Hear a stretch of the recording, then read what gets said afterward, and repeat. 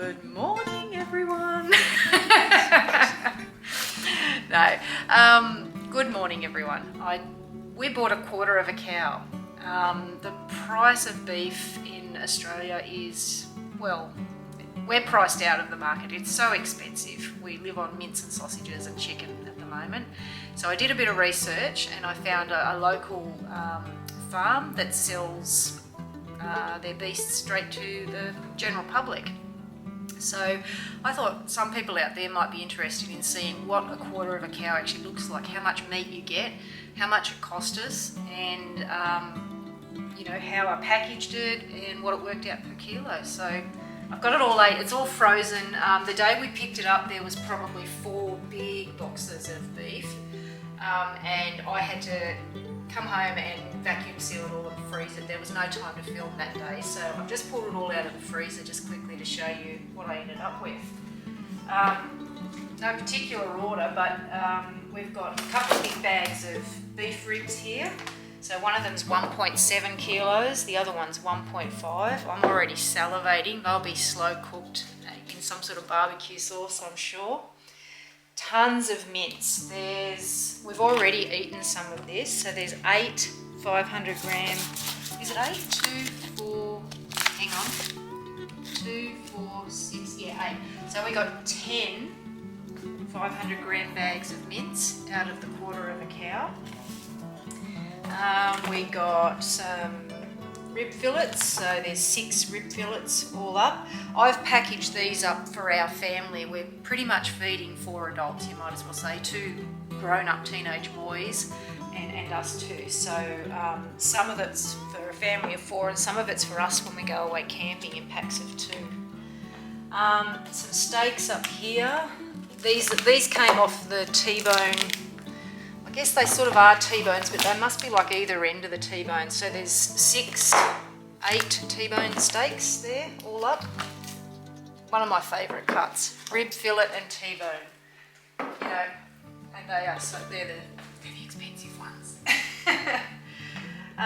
We've got 1.2 kilos of Y-bone casserole up there, so I'll make a big casserole very soon, actually. The frost is not showing it well, but it's all diced up. All diced up, yeah.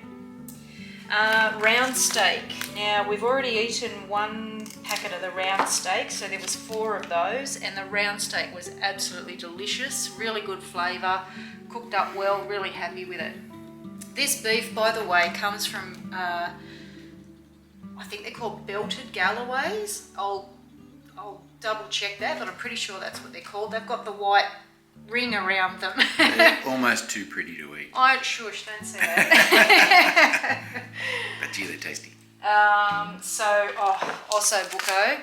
Absolutely cannot wait. What is also bucco? Is it neck I think bones? it's the shin. Shin bones. I think it's the shin. Yeah. Brendan's auntie's going to cook that up for me because she makes the best osso bucco in the world. So I can't wait. So that's 1.5 kilos. That's you, Gabby, if you're watching. Yeah. She knows. Actually, I thought I had another osso bucco. Maybe I do in the freezer. Anyway. Diced chuck. There's 850 grams of diced chuck. Oh yeah, Can't so really see it. it's just diced up like that. Yeah. For casseroles. Stews. There's another 850 of diced chuck. So there was 2 of the diced chuck steak. There was 4 packets of sausages. We're down to 2 because we ate them. We love them.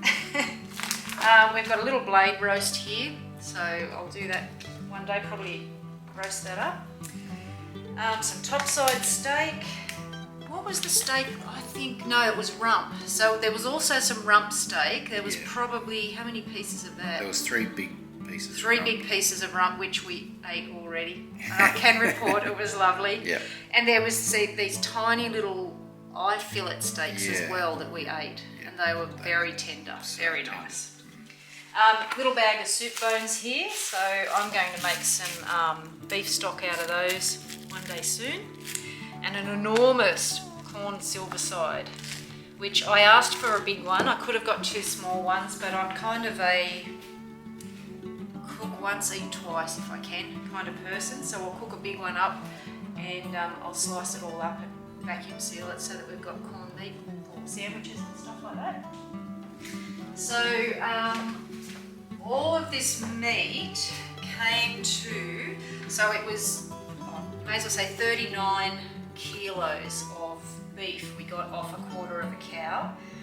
It cost us $505. So yes, it's a big outlay. We had to find the money to purchase that, but well worth it when you calculate that it is $13 a kilo across the board for all the cuts of meat, from the sausages through to the eye fillet steak. $13 a kilo, so you can't beat that in the supermarkets. So anyway, if anyone is interested in buying a quarter of a cow, if you can, or half, or whole. or half, yeah. If you can, oh, and we also got the dog bones. That's right. Yeah. So there's a big drawer of dog bones, which Woody's quite happy about. So yeah, if you're interested, I don't know, I just thought people might like to see what does a quarter of a cow look like, and I guess you can double it if you buy yourself half a cow. So yeah, $13 a kilo, and I won't mention the people we got it off because I haven't asked them if they want to be, you know, named or whatever, and I'm certainly not affiliated with them or anything. It was just someone we bought it through. But she gave me a lovely freezer inventory list. So I'm going to go through while I've got all the meat out and cross off what I've bought and keep an eye on what I've used and what's left. So I thought that was really nice of them. So with the mince in particular, I think what I'm going to do with a lot of the mince, I pressure can meat sauces. So here's one I've done from a while back, March. I've got a recipe. I want to do some lasagna meat sauce, and we call it Mum's Surprise, which is kind of like a curried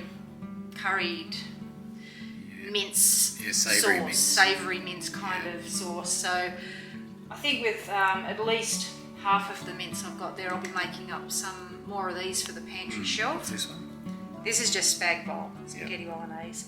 So I don't know if anyone wants me to film that when I'm making the pressure canned sauces out of the mince, just let me know in the comments or something. You've done this a few times now. Yep. We've eaten it and survived. Yes. I'm not exactly new to pressure canning, but I'm new enough that I still, I'm still learning. So, but so far so good. It comes out. It comes out fine. Like it's really, really good. And to be able to just boil up some pasta, pop the lid on that, and eat it, especially when you're camping or you're traveling, or just for a quick, easy meal at home. Yeah, that's it. Yeah. Oh, and I'll show you. So we do have a tall chest upright freezer, but it's full of stuff. It's just general everyday stuff. Yeah. So we didn't have room for everything in that. No. So most of what we've got is fitting in our little, what is it, a 30-litre angle? Yeah. Yeah. I would say 3/4 of it, because I've vacuum sealed it all flat, 3/4 of it's fitting in there. So that's how much freezer space it takes up. I reckon you could fit a quarter of a cow. If you had like a fridge freezer in your kitchen. Yeah, the top bit. If it was empty, I reckon you could fit a quarter of a cow in it if you packed it. It'd be about that size. Yeah, that's what I mean. Yeah. And so what doesn't fit in that freezer's just gone in our big upright freezer in the laundry. So anyway, just thought I'd show you all that, and some people will be interested to see, and if you can afford it, go for it. I'm sure there's people all over the place that sell direct to the public, have their own cows butchered, and we actually picked it up through a butchery. They have it, They send it to a local butcher. Yeah. The butcher cuts it all up, and we got to choose how we wanted it cut up as well. We was emailed a very easy to use tick and flick preference list of what sort of cuts you wanted, and that's exactly what they delivered. So I'm really, really happy with it, and the meat tastes beautiful, and $13 a kilo. Like, we could afford to eat beef again, pretty much. Yeah. Yes, the men in the family are happy about that. All right. Thanks for watching.